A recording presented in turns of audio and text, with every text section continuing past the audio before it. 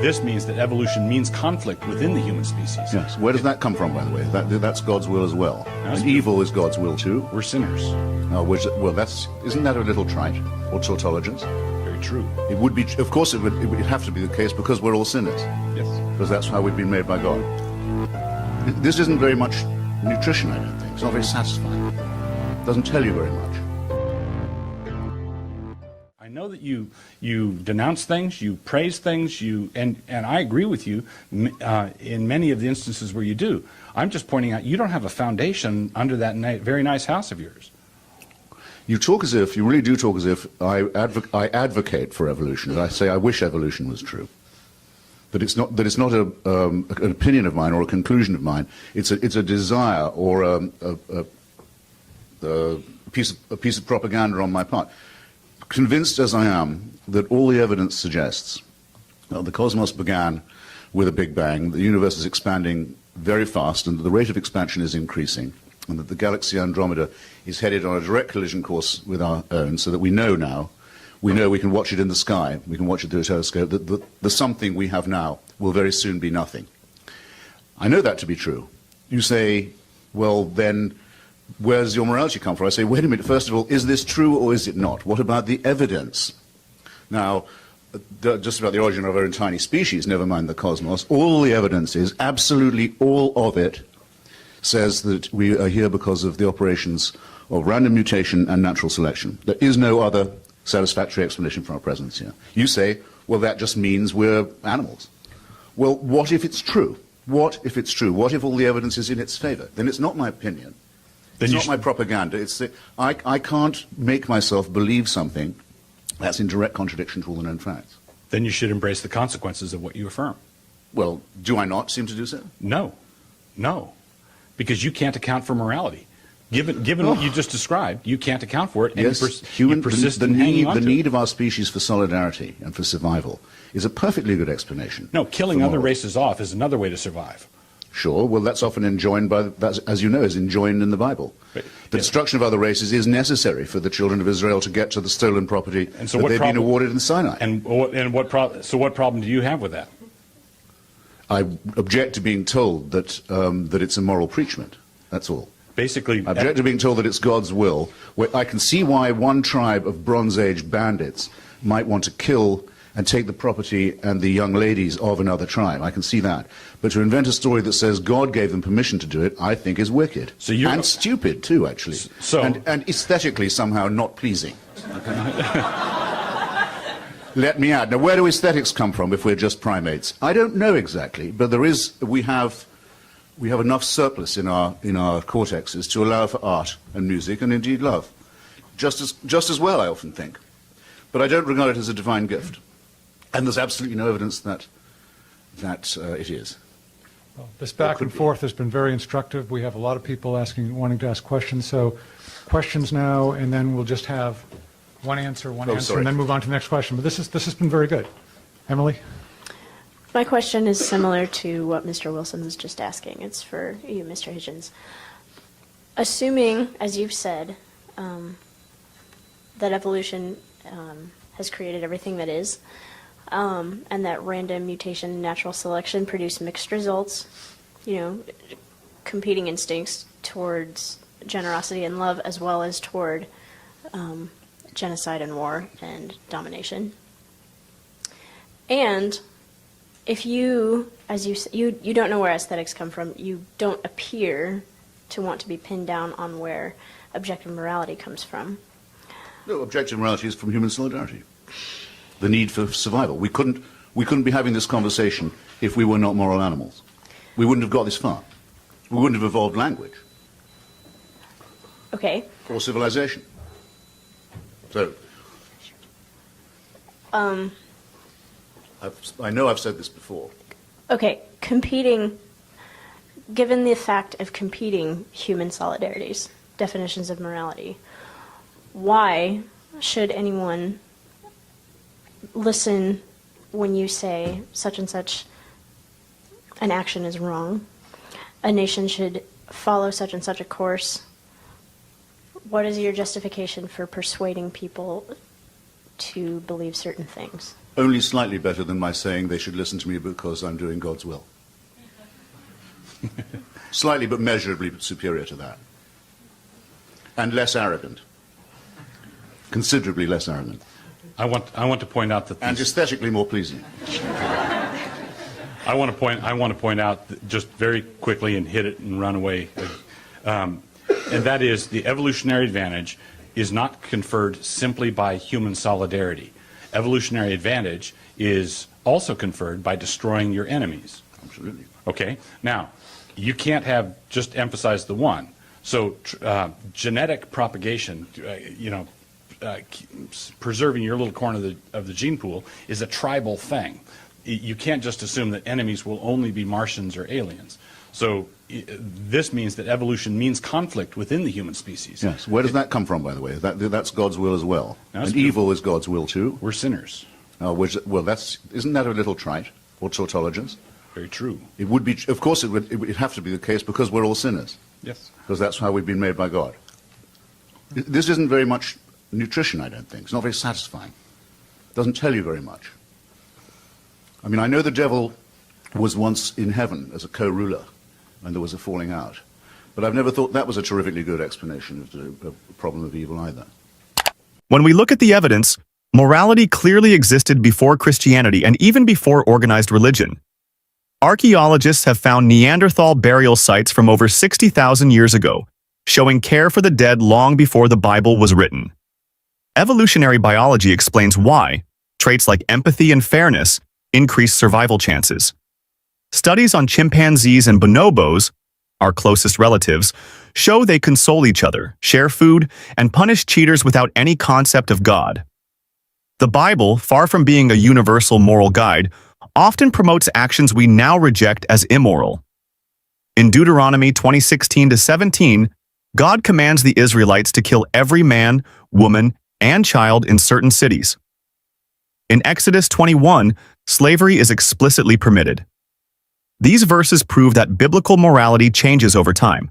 Christians today ignore or explain away these commands because their sense of right and wrong comes from human empathy and cultural progress, not Scripture.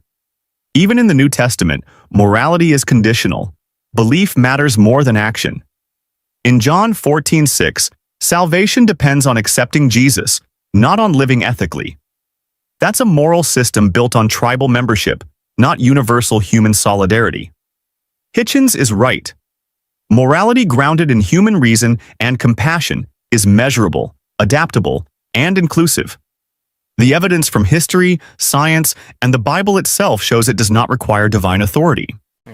My question is for Mr. Hitchens. First of all, I'd like to thank both of you for showing up and doing this for us. I don't think anyone else has thanked you for that yet, so let me be the first to do so. Please, it's my pleasure, but thank you. You're welcome. Very, very decent of you. My question is, if your view of morality is that it is innate within humans and is simply a natural process, a natural accumulation of events, then isn't your statement that like genocide is wrong in the Old Testament and evil and utterly despicable, and yet you just told us that you would like to kill those who wish to kill you, who wish to, radical Muslims, radical Christians, whatever. My question is, couldn't morality, like, if morality is evolving, would you agree with that?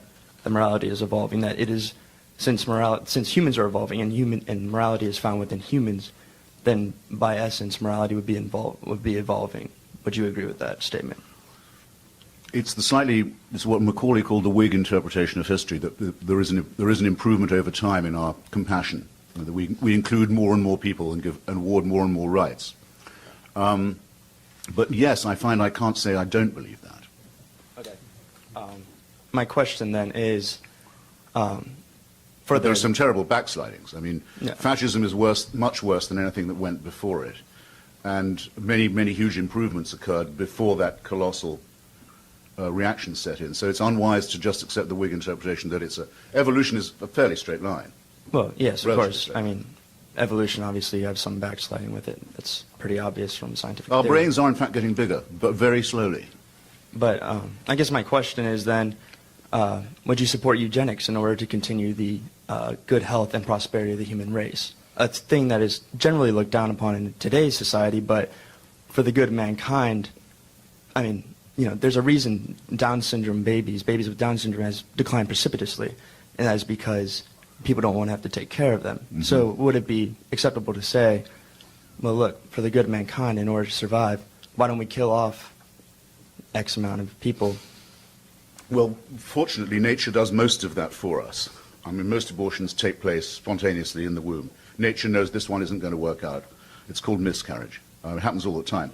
If we're adapted, as you know, our bodies are adapted to life on the African savannah. We're adapted to an environment that we've fled from. But if there'd been humans with 2 or 3 lolling-headed, disabled babies on that savannah to take care of, they wouldn't have survived. Everyone would have been killed by the predators. So on the whole, nature takes care of this for us. I'm not in favor of exterminating the unfit. No, I hope I didn't say anything that would lead you to the contrary impression. And if you ask me, is that just because of some compassion that I couldn't explain the origin of, the answer is actually no. There would be a utility, or not entirely, there would be a utilitarian explanation as well. As when we encounter a terrifying new disease like AIDS, you learn a great deal from combating it. You improve your game in medicine and research. If you treat every human being, however disabled mentally or physically they are, as if they're worth the full value, you gain experiences that are well worth having for the betterment of the species in general. If I could just tack one thing on, just general observation. An atheistic process of evolution means that terms like backsliding is incoherent. Progress is incoherent. There's no such thing as progress. There's no such thing as backsliding. All you have is change. If there is no judgment, is no God, is no standard, is no righteousness, then my perennial question is, by what standard? Only on the fantastic assumption that you can't have morality without religion. A case you haven't even advanced one argument for yet. Morality is subject to evolution just like everything else is. We're going to evolve to the next question. Well, that's certainly true. Religion is subject to evolution as well. Most religions no longer believe half of what they used to preach. I would actually say that was progress. All right, my question is for both gentlemen, and this is because I'm noting an area of ambiguity. So Mr. Wilson first.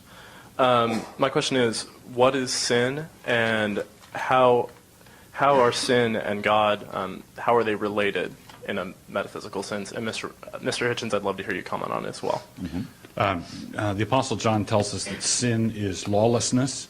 The Westminster Catechism says that sin is any lack of conformity to the law of God. The law of God, in its turn, is simply an inscripturated summary of God's character, what God is like. So ultimately, I would say that sin is being unlike God in certain love, holiness, those sorts of things. So sin is lawlessness or not being like God or Christ. Because I don't avoid all terms of value judgment, doesn't mean that I embrace all of them either. I think sin is one you can probably do without. Wrongdoing I can understand. Evil, I've told you, I think is important because it's the surplus value, the cruelty and horror for its own sake. Self-endangering, self-destructive, suicidal as well as horrible. In other words, crime, of course, can be understood. And to call something a crime is a pretty severe condemnation. The word sin, as you've just heard, is completely incoherent because it's failing to do God's will, which means you must know what God's will is, which by definition no primate can. And I'm afraid Douglas has yet again failed to inform us of how he knows something that we don't. By what right, quo warranto, by what right he says he knows what God's mind is. I'm going to have to repeat this question. And I can tell you that at the end of this session, the question will still be an open one. What's powerful about Hitchens' answer here is that he dismantles the assumption that morality needs a divine stamp of approval.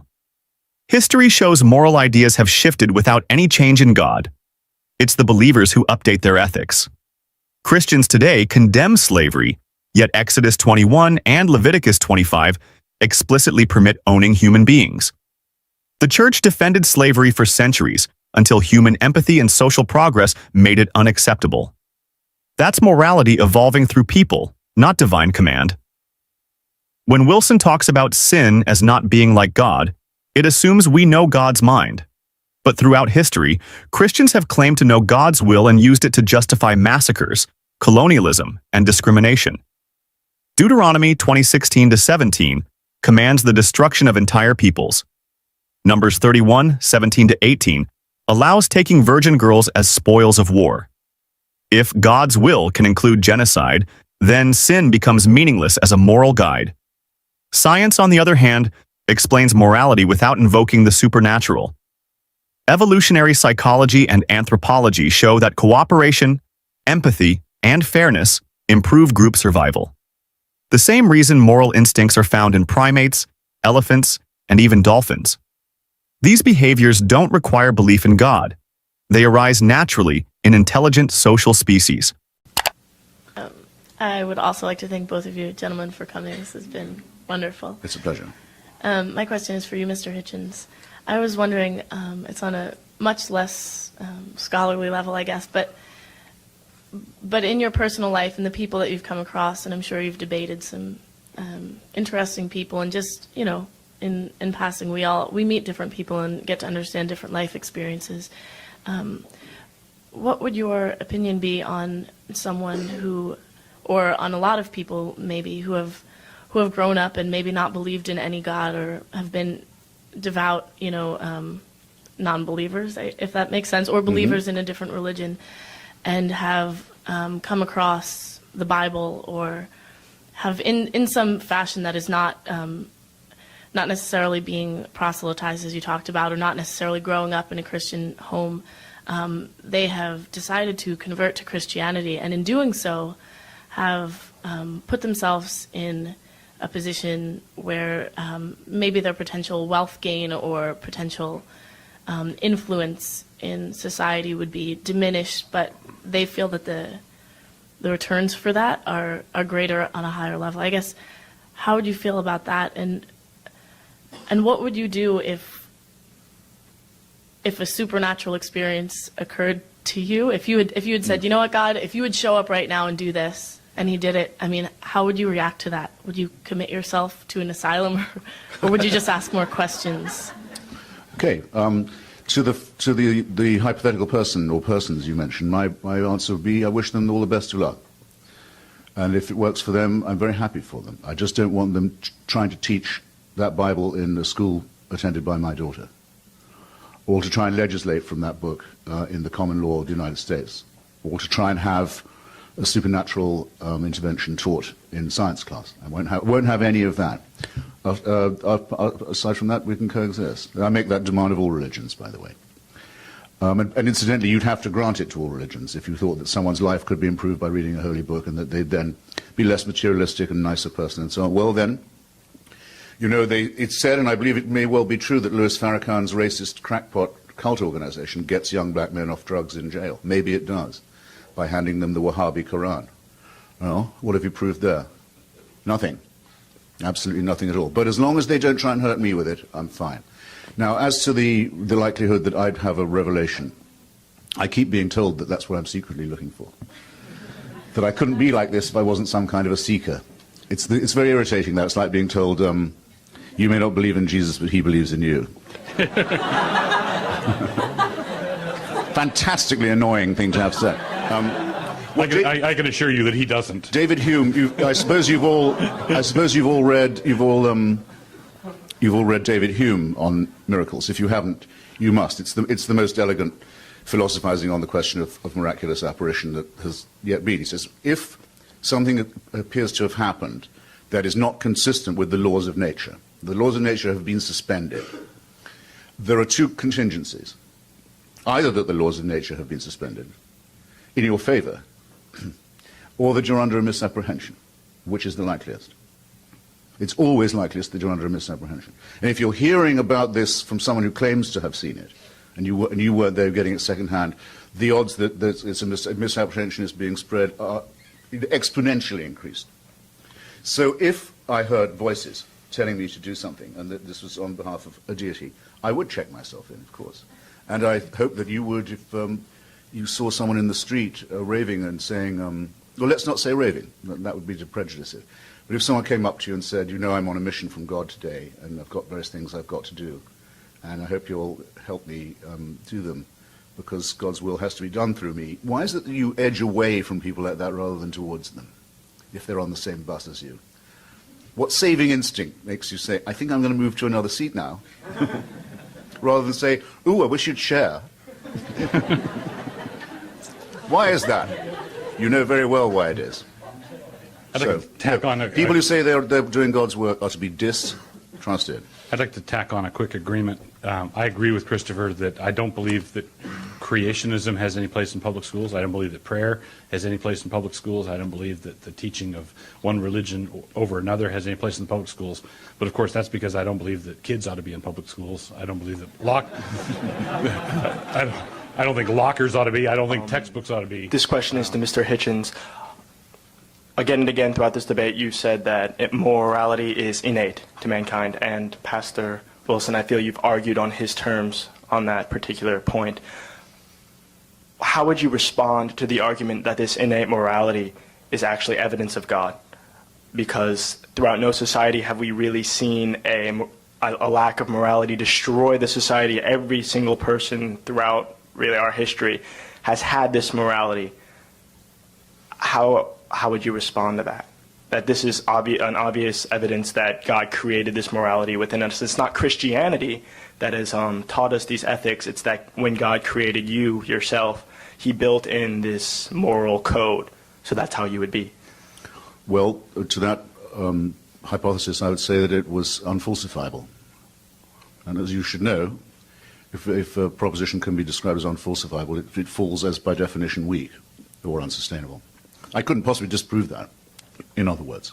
There would be no way of proving that that wasn't so, which means it's a hopeless proposition.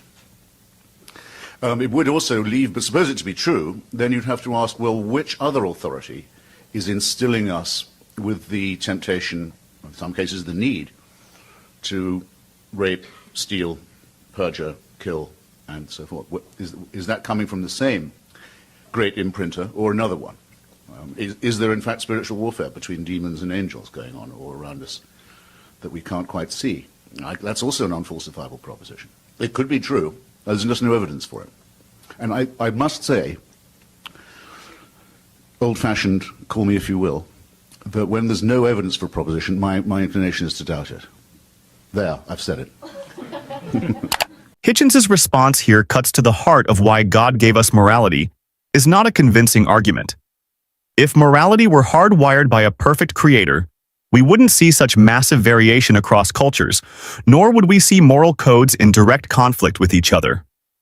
Anthropology shows that while certain principles, like fairness and care for kin, appear in every society, they arise in social species naturally. Franz de Waal's studies on primates show these instincts are present in chimpanzees and bonobos long before any written scripture. And if morality comes from God, then what about the instincts toward cruelty, domination, and dishonesty? Those also appear universally in human history. In the Bible, God's chosen engage in conquest, genocide, and slavery with divine approval. Deuteronomy 7:2 commands the destruction of entire nations. Exodus 21 lays out rules for owning slaves. If these actions are moral under God's law, then the so-called divine code is not fixed, universal morality. It's tribal law, dressed up as cosmic truth. Hitchens is right to call the claim unfalsifiable. There's no way to prove or disprove a God placing morality in us, which makes it useless as evidence. Science offers a better testable explanation. Morality evolved as a survival mechanism, shaped by cooperation, competition, and the demands of living in groups. It changes as societies change, which is why modern ethics rejects so much of what ancient religious law once considered righteous. And perhaps most telling, when people today encounter someone claiming to act on God's orders, we instinctively distrust them. We move away, not toward, because we know from history that God's will has justified some of humanity's worst actions. That's not divine morality. It's human behavior claiming divine authority. So here's the question. If morality can be explained by evolution, history, and human empathy, and if God's morality has changed so much over time, why keep pretending it's fixed and divine? What do you think? Does morality need God, or is it something we built ourselves? Let me know in the comments, and if you enjoyed this breakdown, hit like, subscribe, and share so we can keep exploring the big questions together. Nobody from the religious environment, nobody from the medical environment, because You say you're disappointed it wasn't about her role as a doctor or nurse. No, I'm saying that if you're going to level accusations, do it with people who know, who are experts in their field. Ma'am, I did not interrupt you once.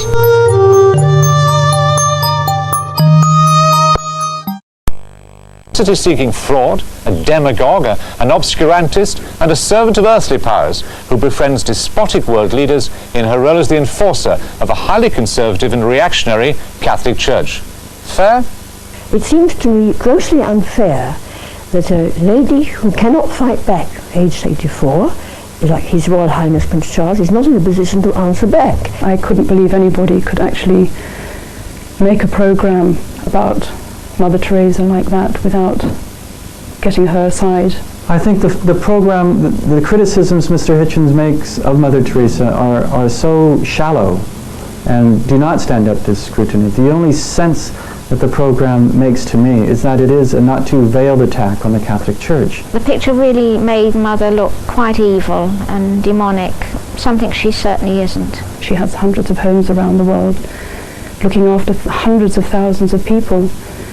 And I can't believe she is that bad. I'm sorry, she is no hell's angel. Mother Teresa's flagship institution is her home for the dying, a hospice which purportedly sweetens the last moments of otherwise destitute lives. My initial impression was of all the photographs and footage I've ever seen of Belsen and places like that, because all the patients had shaved heads.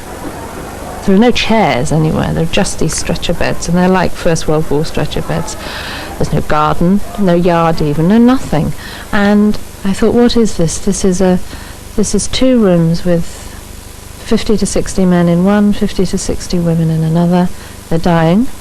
They're not being given a great deal of medical care. They're not being given painkillers really beyond aspirin and maybe, if you're lucky, some Brufen or something for the sort of pain that goes with terminal cancer and the things that they were dying of.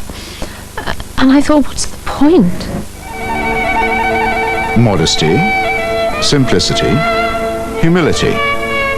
By these canonical keywords, we are taught that we may recognize saints.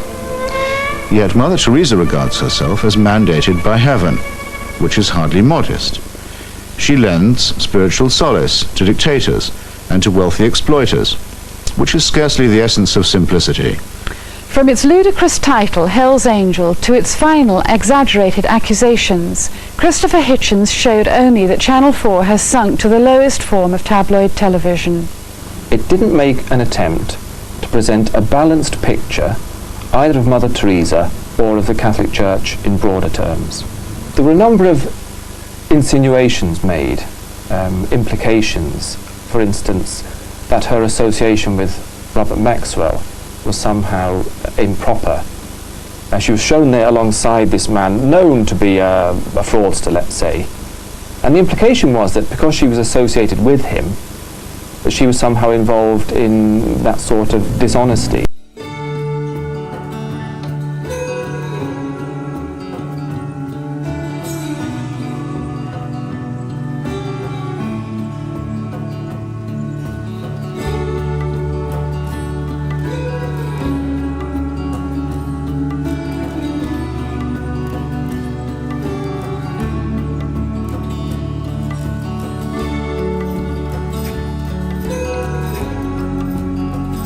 Robert Maxwell's genius for self-promotion made a nice fit with Mother Teresa's talent for fundraising. It became hard to decide which of the two was using which, or was it both? For the record, Mother Teresa had never heard of Robert Maxwell until the day before they were introduced.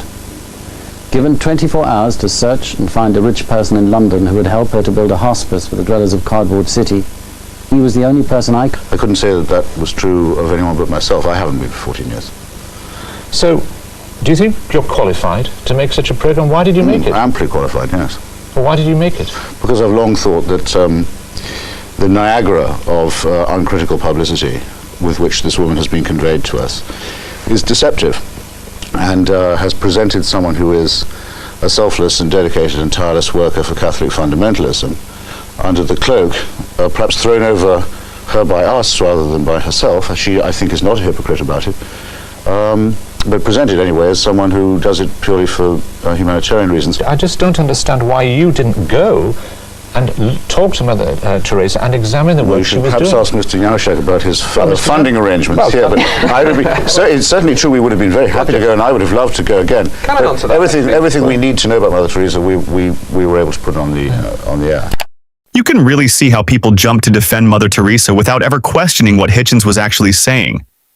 He wasn't just taking cheap shots. He was pointing out that behind the saintly image was something darker.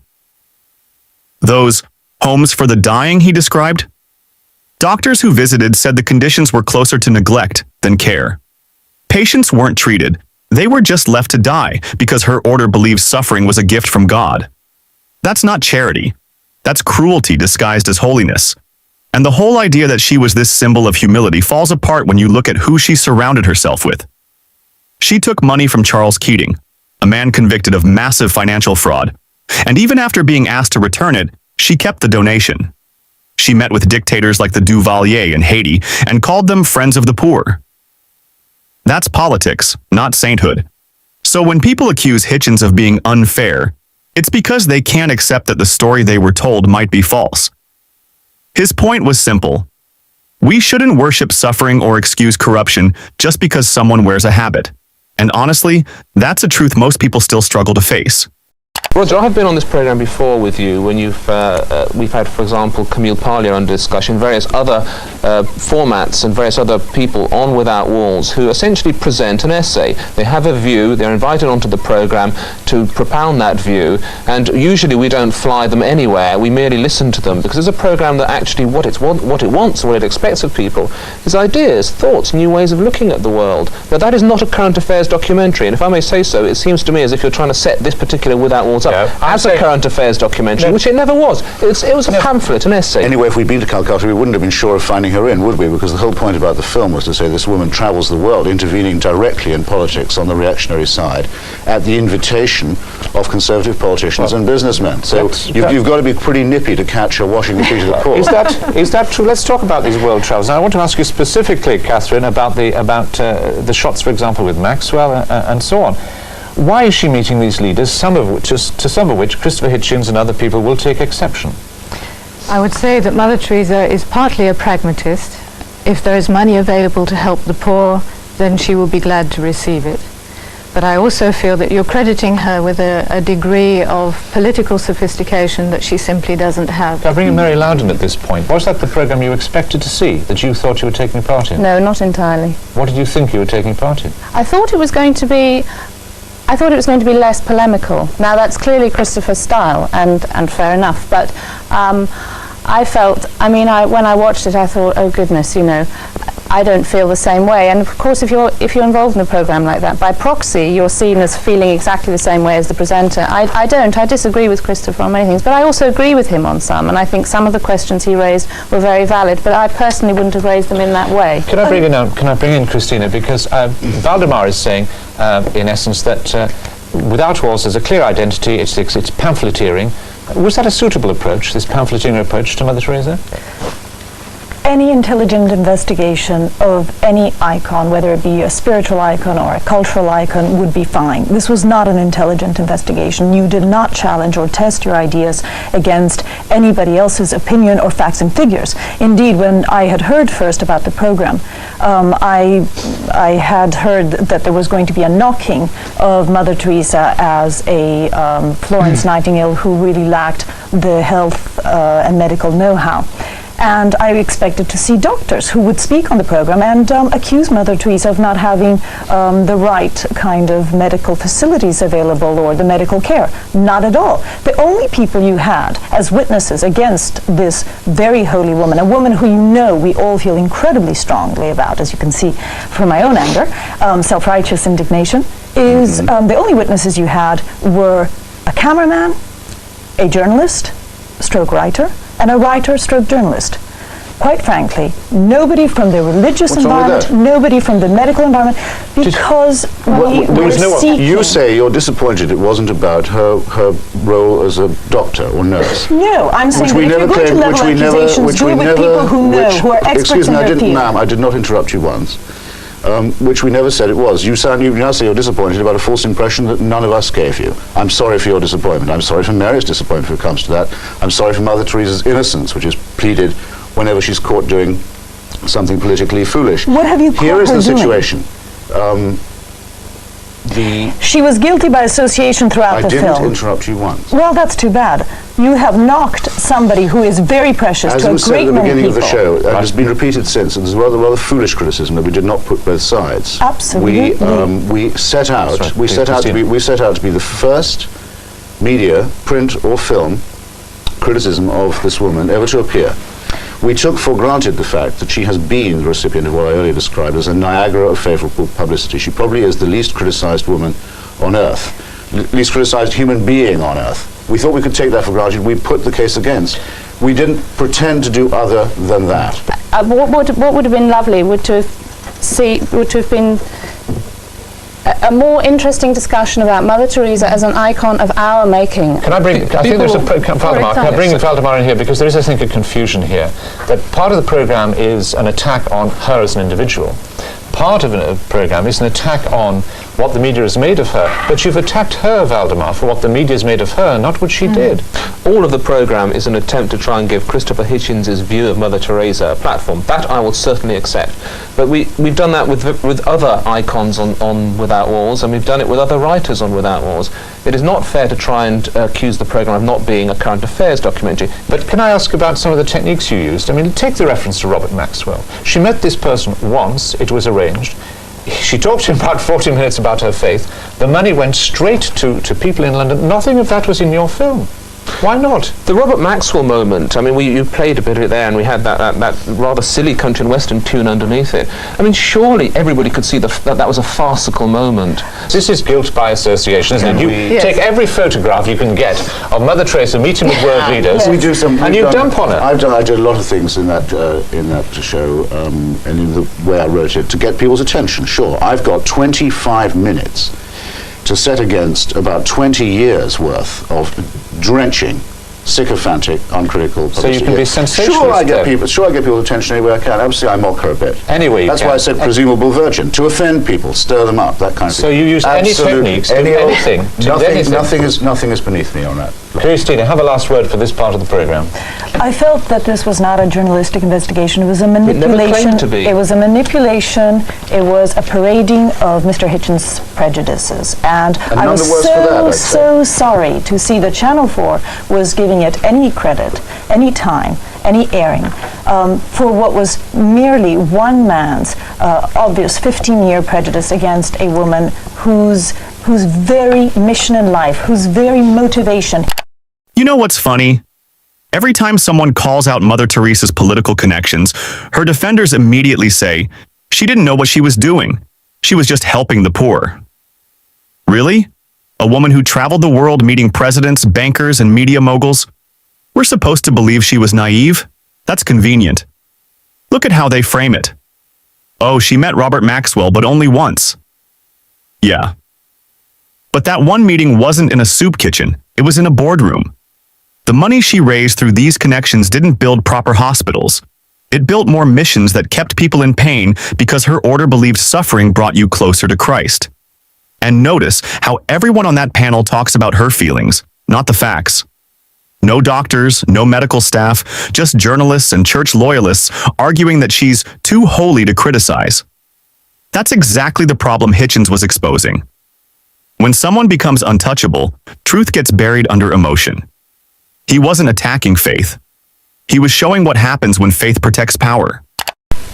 Welcome back. So has Channel 4 a wider agenda to undermine the Catholic Church? Vicky Kostick reports again. This assault on the Catholic Church is only the latest to grab the headlines. Jonathan Porritt's Sex, Sin and Survival, shown just prior to the Cairo Population Conference, and Karen Armstrong's The Pope's Divisions also fit a formula. We're given a tabloid title with dubious connection to the content of the film. We're not told anything about the presenter.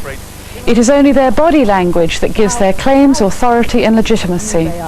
Endless pictures of the Pope and bishops are used as if they are the Church. In fact, 2 of the films use the same very old shot of the bishops leaving St. Peter's in Rome. And all show dying babies in the Third World, as if the Roman Catholic Church were to blame. What Pope, what saint, what church could possibly withstand the Channel 4 treatment? Karen Armstrong's The Pope's Divisions attacked the myth of a jet-setting Pope, attractive to Catholic and non-Catholic alike.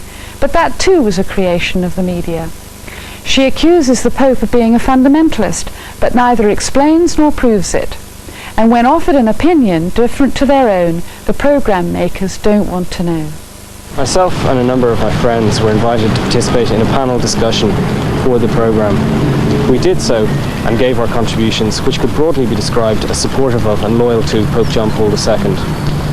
Later on, we were informed by correspondents that our contributions would not be included because they didn't fit in with the final version, the final shape the film took. I believe, having seen the program, that our contributions were excluded because Karen Armstrong disagreed with our views.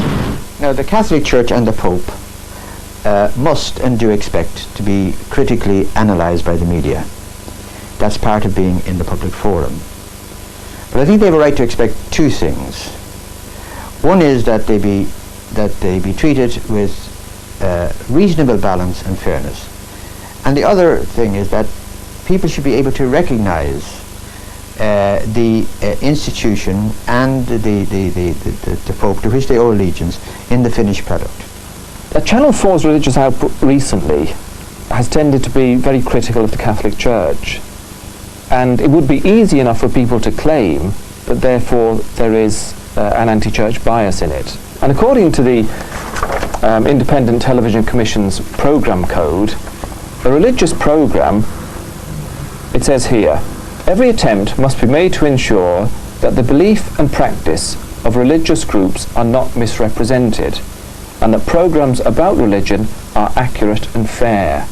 So how has the ITC responded to complaints about the Pope's divisions? We have upheld a number of complaints about the Pope's divisions on the basis that it was unfair to the subject. In what way has the Pope's divisions contravened the programme code? The programme was too one-sided, we felt. The presenter had very strong views in a particular way, and all the interviewees expressed views similar to hers, and the net result to us was that the subject was not properly examined, or it wasn't set in a proper context to be fair. Television seems to see the Catholic Church only in black and white. The Church thinks and operates in terms of millennia. Television understands only 10-second sound bites. I feel hurt and angry about programs which continually fail to show the Church that I know, love, and sometimes want to criticize. It's easy to knock the Pope or an aging nun. It's far more difficult to explain why millions of people in this country do still go to church. Television is showing itself incapable of representing a deeply complex institution, which nevertheless still preaches high moral standards and the value of the transcendent in our lives. These programs from Channel 4 make fools of Roman Catholics, and yet to anyone with faith, it's Channel 4 that's both arrogant and ignorant. You can tell what's really happening here. The moment the media starts questioning the Catholic Church, everyone cries bias. It's a classic defense mechanism. Instead of addressing the evidence, they attack the journalists for being too critical. But what's the alternative? Blind obedience? They keep saying the Church deserves balance and fairness, yet for centuries it's had nothing but reverence. It controlled kings, governments, and education. It wrote the moral script for entire civilizations. Now, for the first time, people like Hitchens and Karen Armstrong are flipping the camera around, and suddenly it's unfair. And this line about TV being too simplistic, that's just an excuse. The Church operates in millennia, sure, but it's still responsible for what it does now. This is the same institution that covered up abuse, denied contraception in countries ravaged by HIV, and preached poverty while sitting on billions in art and property. How long do we have to wait before criticism becomes balanced? Well, with me to discuss that report, and in particular now the ITC's findings, is Peter Grimsdale, who's responsible for religion at Channel 4. Do you accept the ITC's findings? Do you agree with them as they relate to the Pope's divisions? We've taken them on board. I think we've agreed to disagree about the accuracies or inaccuracies. I mean, in fact, when they put their original response to us, they misquoted the program when they were accusing us of being inaccurate. But how about the question, their statement that it was unfair and unbalanced? Do you accept that? It wasn't a balanced program because it was a personal view by Karen Armstrong.